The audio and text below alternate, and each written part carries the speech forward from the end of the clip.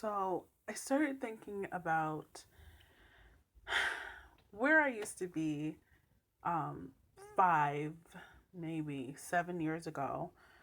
And I'm going to digress into this a little bit today because it's so important to the formula that makes me who I am.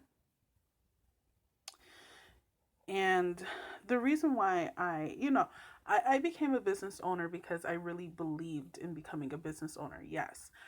But personal heartache was a big part of it as well. So back when I was 19, 20,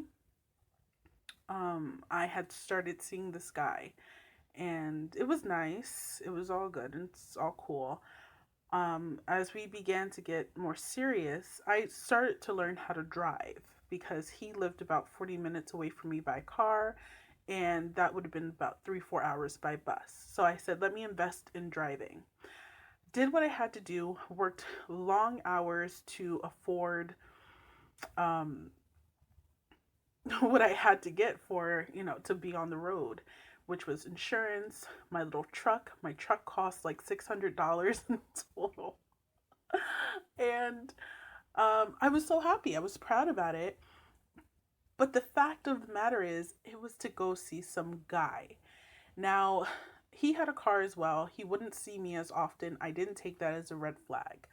When I started to lose the car because that car started to die out on me, what do you expect for $650 and, a little bit of maintenance that I could afford?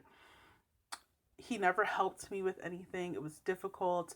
I was still going back and forth to work and staying at his house just to be closer to him and everything else. I sacrificed a lot of time into him.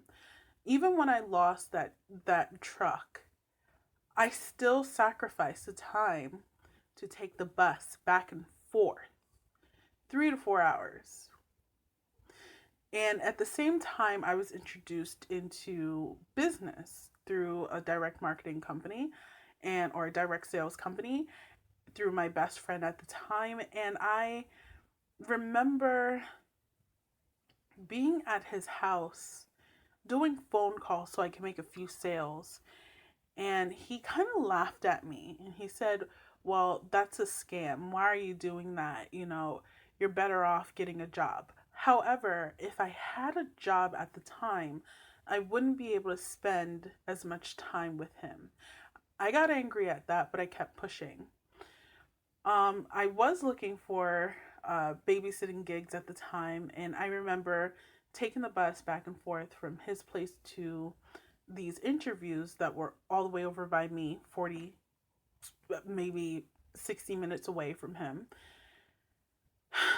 And I remember this one time that, I'm so ambitious and so persistent with wanting to be successful that I took all of my bags with me, on the bus from his house before, I did the interview and went back to my house.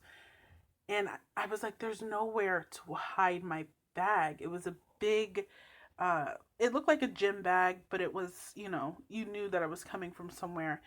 And I remember putting it in their front yard in the bushes. And the father that I was interviewing with, he saw me, but he didn't say anything. I didn't say anything. We looked each other in the eyes and we kind of just like, oh, hi, my name is, And I still feel that's the reason why I didn't get the job because they loved me otherwise. Maybe they thought something of me. A few months after that, I was so persistent with wanting to be with this guy that I got a job closer to him. And in the midst of this, I do remember it was nighttime and he lived in the hills of Jersey, like, you know, money, millionaires. And I remember coming from my new call center job and it was middle of the night. I had to take 2 buses to get back in that area that he lived in and then walk a mile and a half up a steep hill just to get to his house. Like, that's the type of area of Jersey it was, very prestigious. So I remember asking him, hey, I'm coming home from work, or I'm going to your place from work. It's too late for me to catch a bus out to my house. Can you meet me at the bottom of your hill? So we're talking on the phone. I didn't even have real phone service at the time. I was talking on my my Wi-Fi on my iPod at the time. And by the time I caught my second bus and I ended up at the bottom of that hill, I didn't see him. And it was dark. It was about 10:30, 11 o'clock at night. And I called him with whatever little Wi-Fi I could find. And I asked, where are you? And he said, oh, I can't make it down. Just come on up. So, mind you, in this part of Jersey, there are bears, there are wolves, there are deer, there are so many wildlife out there. There's no lighting because, rich people and their lighting on the streets, it does not exist. I remember crying all the way up and saying, why am I putting this much effort into him when I could be putting this into myself?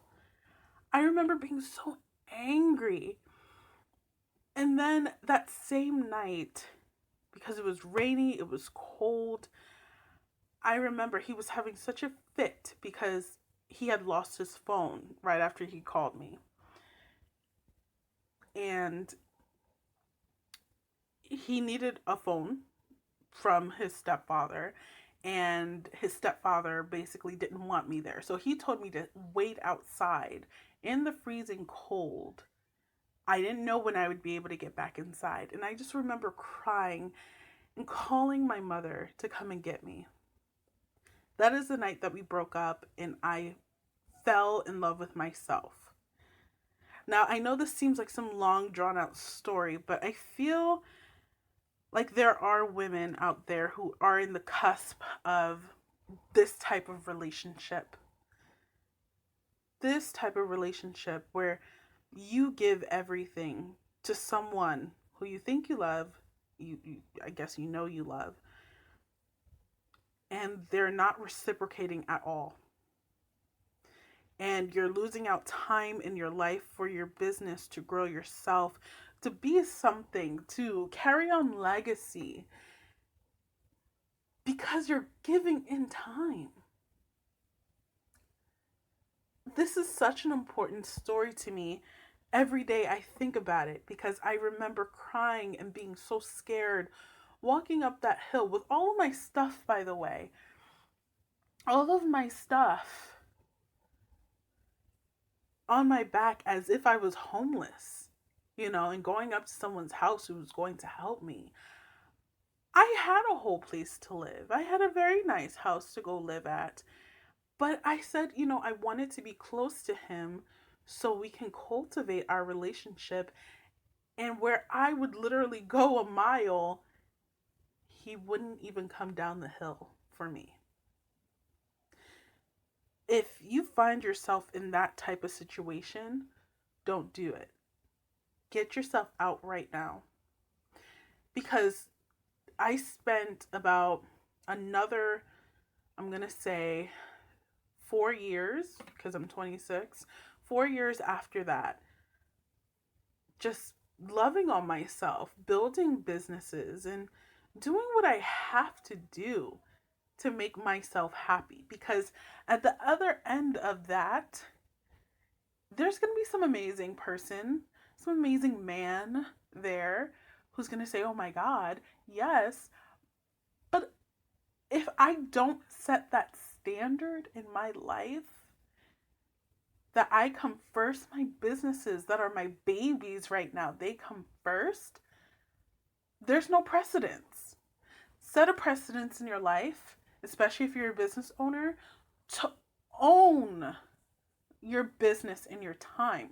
That no one owns it. No one gets that time of day unless they feed that back into you. it's just a thought today that I had to share.